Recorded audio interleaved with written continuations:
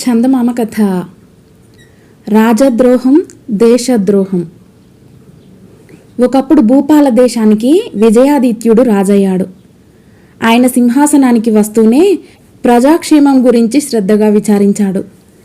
తన దేశంలో గల శ్రీమంతులు, సామంతులు, బలవంతులు నిరంకుశంగా ప్రజలను పీడించి దోచుకోవటం ఆయన గమనించాడు. ఈ గొప్ప వాళ్ళ మూలంగా పొలాలు దున్నుకునేవారు, పశువులను పోషించుకునేవారు ఎంతో అన్యాయానికి గురవుతున్నారు. ఈ దురన్యాయాన్ని అరికట్టాలని నిశ్చయించుకున్నవాడై విజయాదిత్య మహారాజు కొన్ని శాసనాలు చేశాడు. వాటి మూలంగా ప్రజాస్వామ్యానికి అనేక రక్షణలు ఏర్పడ్డాయి. బలవంతుల, నిరంకుశుల ఆట కట్టయింది.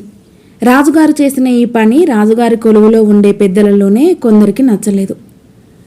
అలాంటి వారిలో ఒక మంత్రి, సేనాధిపతి కూడా ఉన్నారు. వీరు బహిరంగంగా రాజుగారికి ఎదురు చెప్పలేక రహస్యంగా కుట్ర ఆరంభించారు. కుట్రదారుల సంఖ్య 20 దాకా ఉన్నది. అందరూ గొప్ప పదవులు గలవాళ్లే. వారి అండ లేకపోతే రాజు ఒక్క క్షణం కూడా పరిపాలించలేడు. రాజుగారిని సింహాసనంపై ఉంచటము, దించటము కూడా వారి చేతిలో ఉన్నాయి. మంత్రి, సేనాపతి కుట్రదారులకు నాయకులు. మంత్రి రహస్యంగా ఒక్కొక్క కుట్రదారుని ఇంటికి పిలిచి, రాజు మన వర్గానికి ద్రోహం చేయటంతో దేశానికే ద్రోహం చేశాడు. సామాన్య ప్రజలకు కావలసింది న్యాయం కాదు, మన వంటి వాళ్ళ ఆదరం. శ్రమపడి సంపాదించిన దాంతో ప్రజలు ఏనాడు సుఖపడరు, తృప్తిపడరు. వాళ్ళకి రాజు ఎంత న్యాయం చేసినా వారి దరిద్రం తీరదు. వాళ్లకు సంతోషం కలిగించేదల్లా మన వంటి వాళ్ళ ఆదరమే.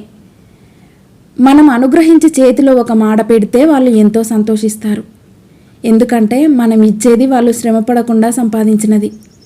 మనం శ్రమపడకుండా డబ్బుతో తులతూగుతున్నాం గనుకనే వాళ్ళు మన అడుగులకు మడుగులొత్తుతారు. ఇప్పుడు రాజు చేసిన పని ఏమిటి? ప్రజలకు, మనకు కూడా నష్టం వచ్చేలాగా శాసనం చేశాడు. దీన్ని మనం సహించరాదు అని బోధించాడు. మంత్రి చెప్పిన మాటలతో మిగిలిన కుట్రదారులంతా ఏకీభవించారు. అందరూ ఒకచోట కూడి కర్తవ్యం నిర్ణయించవలసిన సమయం వచ్చింది. ఇది చాలా రహస్యంగా జరగవలసిన సమావేశం. మనం చేసే నిర్ణయం రాజుకు తెలిసేలోపుగా అమలు జరిగిపోవాలి. అరణ్యం మధ్య నాకు ఒక కుటీరం ఉన్నది. వేటకు వెళ్ళినప్పుడు నేను అందులో బస చేస్తాను. అందులో మనం సమావేశమై ముందు కర్తవ్యం ఏమిటో నిర్ణయించుదాం అన్నాడు ఒక సామంతు. ఒకరోజు సాయంకాలం సూర్యాస్తమయం వేళకు కుట్రదారులు ఆ కుటీరం వద్దకు ఎవరికి వారుగా వచ్చి కలుసుకోవటానికి ఏర్పాటైంది. కుట్రదారులు సమావేశమయ్యే సమయానికే తుఫాను కూడా ఆరంభమైంది. అందుచేత ఆ అడవి మార్గంగా ఎవరన్నా వచ్చే భయం కానీ, కుట్రదారుల చర్చలకు భంగం కానీ కలిగే భయం కానీ లేకుండా పోయింది. అందరూ కుటీరంలో చేరి తలుపులు బిగించి చర్చలు ప్రారంభించారు. చర్చించడానికి ఏముంది? రాజును చంపేసి మన హక్కులను కాపాడేవాన్ని రాజుగా చేయటమే మన కర్తవ్యం అన్నాడు సేనాపతి. మంత్రి రాజహత్యకు అభ్యంతరం చెప్పాడు. మనం రాజును పదభ్రష్టుని చేయటం వరకు నేను ఒప్పుకుంటాను. ఆయనను చంపటం నాకు సమ్మతం కాదు. వ్యక్తిగా ఆయనతో మనకు తగాదా లేదు అన్నాడు మంత్రి. పదభ్రష్టుడైనా రాజు రాజే. రాజు ఎంత అసమర్థుడైనా ప్రజలలో రాజభక్తి ఉండనే ఉంటుంది. రాజు బతికి ఉండటం మనకు ఎప్పటికైనా ప్రమాదమే. అదీగాక ఇరుగు పొరుగు రాజులు ఆయనను చేరదీసి సహాయం చేయవచ్చు. శత్రుశేషం ఎన్నడూ ఉంచరాదు అన్నాడు సేనాపతి. కొందరు కుట్రదారులు సేనాపతిని, మరికొందరు మంత్రిని బలపరిచారు. చివరకు సామంతు, వాద ప్రతివాదాలు మన ఐక్యతకు భంగం కలిగిస్తాయి. పాచికలు తీసి, మంత్రి, సేనాపతి పందెం వేయాలని నేను సూచిస్తున్నాను. పందెంలో మంత్రి గెలిస్తే రాజు చావడు, సేనాపతి గెలిస్తే రాజు చచ్చి తీరుతాడు అన్నాడు. ఈ సూచనను అందరూ ఆమోదించారు. మంత్రికి పాచికల ఆట అంటే చాలా ఇష్టం. ఆయన వెంట ఎప్పుడూ పాచికలుంటాయి. ఆయన వాటిని తీసి గలబరించి పందెం వేయబోతుండగా కుటీరం తలుపు మీద ఎవరో గట్టిగా కొట్టి తలుపు తలుపు అని కేక పెట్టారు. కుట్రదారులు స్తంభించిపోయారు. తమ రహస్యం బయటపడి ఉండాలి. లేకపోతే ఆ తుఫానులో అరణ్యం మధ్య ఉన్న కుటీరానికి ఆ సమయానికి ఎవరొస్తారు? ఎందుకు వస్తారు? వానకు తడిసి ముద్దయిపోయాను, నన్ను కాస్త లోపలికి రానియండి అని బయటి మనిషి మళ్ళీ అన్నాడు. తలుపు తెరవండి, 20 మందిని ఉన్నాం, ఒక్క మనిషి మనల్ని ఏం చేస్తాడు అని సేనాపతి అన్నాక ఎవరో వెళ్ళి తలుపు తెరిచారు. మరుక్షణం విజయాదిత్య మహారాజు తడిసి ముద్దైన బట్టలతో వణుకుతూ లోపల ప్రవేశించి తలుపు గడియ పెట్టాడు. పెద్దలంతా ఒకచోట చేరారే, జూదమాడుతున్నట్టున్నారు. పెద్ద పందాల మీద ఆడటం లేదు కదా అన్నాడు రాజు చెలోక్తిగా. అందరి గుండెలు గుబగుబలాడాయి.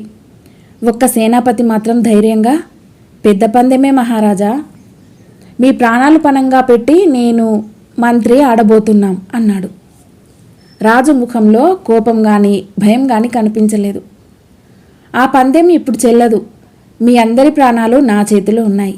ఈ కుటీరం చుట్టూ సాయుధ భటులున్నారు. రాజద్రోహం తలపెట్టిన మీలో ఎవడో ఒకడు అనుచర ద్రోహి ఉన్నాడు. మీ రహస్యం అదివరకే బయటపడిపోయింది. అయినా మీరు పాచికలు ఆడటానికి నా అభ్యంతరం లేదు. కానీ నేను చెప్పిన విధంగా ఆడండి. ఇద్దరిద్దరేసి చొప్పున పందెం వేయండి. పందెంలో ఓడిన వాణ్ణి గెలిచిన వాడు చంపేటట్టు. అలా ఆడి మీ 20 మందిలో 10 మంది ప్రాణాలు దక్కించుకుంటారా, లేక అందరూ కలిసికట్టుగా ప్రాణాలు పోగొట్టుకుంటారా, మీ ఇష్టం అన్నాడు రాజు. మీరు చెప్పినట్టే చేస్తాం అన్నారు అందరూ. కుట్ర బయటపడిపోయిందని తెలియగానే బ్రతికి బయటపడాలన్న ఆశ అందరినీ పట్టుకుంది. మొదటగా మంత్రి, సేనాపతి పందెం వేశారు. పందెంలో సేనాపతి ఓడిపోయాడు. నేను చావటానికి ఒప్పుకోను, చంపి మరీ చేస్తాను అంటూ సేనాపతి కత్తి దూశాడు. కానీ మిగిలిన వారంతా అతన్ని పట్టుకొని నిరాయుధుణ్ణి చేసి పెడరెక్కలు విరిచి కట్టి ఒక పక్కగా నిలబెట్టారు. కొద్దిసేపట్లోనే అందరూ పాచికలతో పందాలు వేశారు. ఓడిపోయిన 10 మందిని పెడరెక్కలు విరిచి కట్టి గోడ వెంబడి నిలబెట్టారు. సేనాపతి చావు భయంతో వణికిపోతున్నాడు. మంత్రి రాజుతో, మహారాజా, నా కోరిక మన్నించి ఈ సేనాపతి బదులు నన్ను చావనివ్వండి. అతనికి చావంటే చాలా భయంగా ఉన్నది అన్నాడు. రాజు మంత్రికేసి చాలాసేపు చూసి, మీరంతా నా పట్ల ద్రోహం తలపెట్టినప్పటికీ మీలో ఇంకా ఔదార్యం ఉన్నది. ఇలాంటి ద్రోహం ఎందుకు తలపెట్టారు అని అడిగాడు. దేశక్షేమం కోరి తలపెట్టాం. మీరు మా వర్గానికి అన్యాయం చేసి దేశానికి అన్యాయం చేశారు. మా క్షేమమే దేశక్షేమం అన్నాడు మంత్రి నిర్భయంగా. మీరు మూర్ఖులు. రాజక్షేమమే దేశక్షేమం. రాజద్రోహం తలపెట్టి మీరు దేశద్రోహం చేశారు. నేను చెప్పినట్టు మీలో ఎవరో అనుచర ద్రోహి ఉన్నాడు. మీరు చేసే కుట్ర ప్రజలకు తెలిసిపోయింది. కొందరు దుర్మార్గులు నా పతనం గ్రహించి నా పైకి ప్రజలను ఉసిగొల్పారు. నా స్థానము మీ స్థానము కూడా ఈ దుర్మార్గులు తీసుకున్నారు. వారి చేత రెచ్చగొట్టబడిన ప్రజలు నగరానికి నిప్పు పెట్టారు. నగరపు వీధులలో 2 కక్షలుగా చీలి ప్రజలు పొడుచుకుంటున్నారు.